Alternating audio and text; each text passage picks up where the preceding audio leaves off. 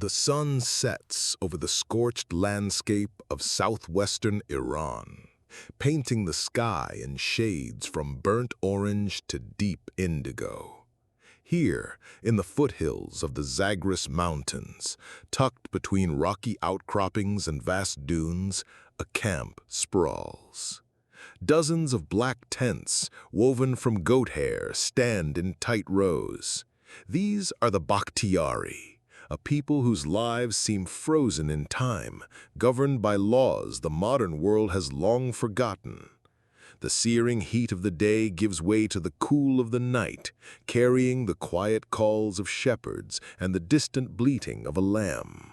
It's a world steeped in hardship and tradition, where survival demands daily fortitude. Life here operates on a different set of principles. These people haven't rejected modern conveniences on a whim. Survival in these lands demands absolute adaptation and adherence to an ancient, time-tested path. The life of a Bakhtiari tribe is a perpetual migration between summer pastures high in the mountains and winter ones down in the lowlands.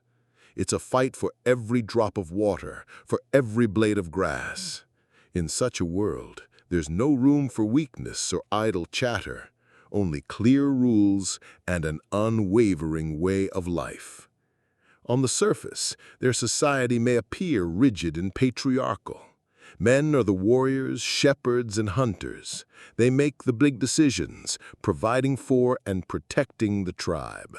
Women are the keepers of the home, skilled artisans who manage the household, cook, and craft clothing and tools.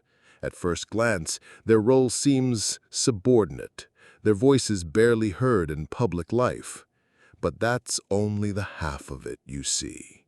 The true center of life, its beating heart, is hidden from prying eyes. It's the tent. Simple but strong, it is more than just a home. It's a personal space, a family sanctuary where different rules are in play.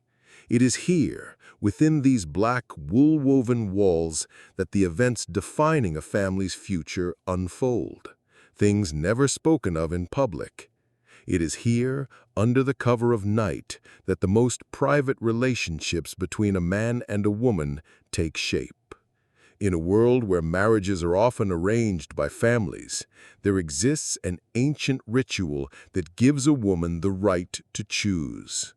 This right isn't written down in any law book. You won't hear it discussed in the open. It exists in the silence, in the darkness, inside the tent.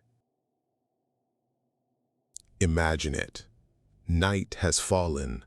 The desert wind gently rustles the tent walls, and the camp is still. In one of the dwellings, a young woman is awake. Her eyes hold a look of pure resolve. She is about to take a step that in her world requires immense courage and confidence.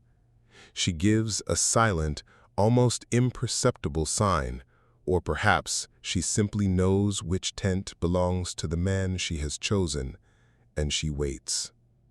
She waits for him to come. Quietly, as silent as a shadow, he slips into her tent. This is no date in the modern sense. It is a challenge and an invitation, accepted under ancient, unspoken rules. The man cannot ignore this summons, as it is part of the tradition. To refuse would be to disrespect an age-old right and the will of the woman who dared to take this step. Inside the tent, the silence is absolute. Not a single sound must escape. This ritual is a secret shared only between the two of them. And in that silence, in the dark, the woman gains incredible power. She is in control, evaluating her guest not on his looks or wealth, but on how he handles this strange, hidden encounter, his composure, his respect for the silence, and his ability to simply be present in this intimate moment. This nightly visit is a test of his readiness to answer her call and of her resolve to make her choice. Their future hinges on the decision she makes in secret. If the quiet visit takes place, the woman has all she needs to make her assessment. In the tight confines of the tent, in absolute silence, with no room for bravado or posturing, she sees the man as he truly is. She feels his presence, his reaction, his respect for the moment and for her. This is her chance to understand if he is worthy of being a partner for life in the harsh world of the desert and mountains. Here, she becomes the unspoken authority, steering the intimate atmosphere. Her decision, based on this secret encounter, holds more power than any public agreement. And if she decides the meeting was a success, and this man is the one she is ready to share her life with, something extraordinary happens. This woman, who appears to live by the rules of a patriarchal society, now has the right to make a demand. She goes to the clan elders not with a request, but with a declaration of her choice, demanding that this man become her husband. This demand, backed by the consummated secret ritual, carries enormous weight. It is an ancient, time-honored right of a woman, and the elders cannot brush it aside. This is one of the most striking examples of the pockets of freedom that exist in the seemingly rigid world of the Bakhtiari.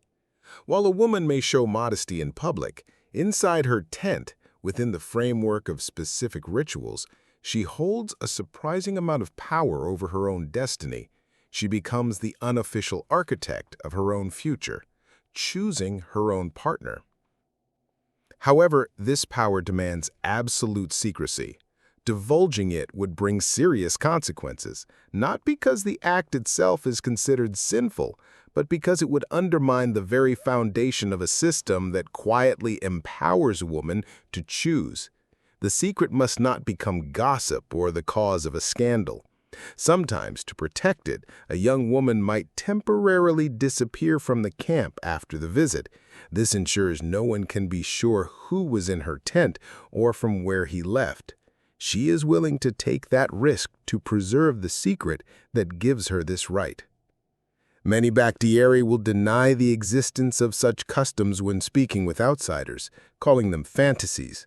But ethnographers who have spent years living with them, and those Bakhtiari who have confided in people they consider their own, confirm that it is real, a part of their world, deeply hidden from prying eyes.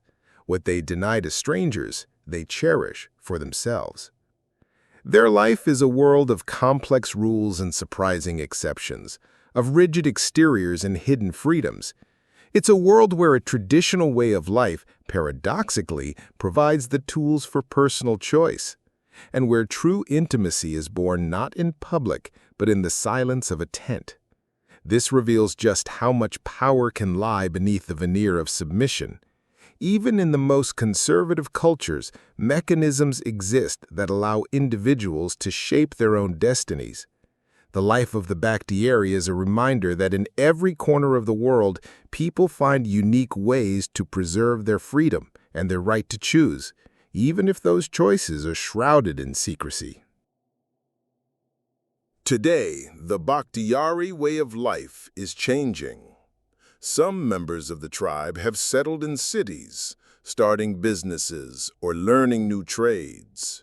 But even in these new circumstances, they hold on to their connection to the past. Their culture is still built on a respect for tradition, seasonal migrations, tight-knit family bonds, and the unique role of the woman inside the tent. In their songs, dances, and the intricate designs of their carpets, ancient symbols of the sun, fire, and freedom live on.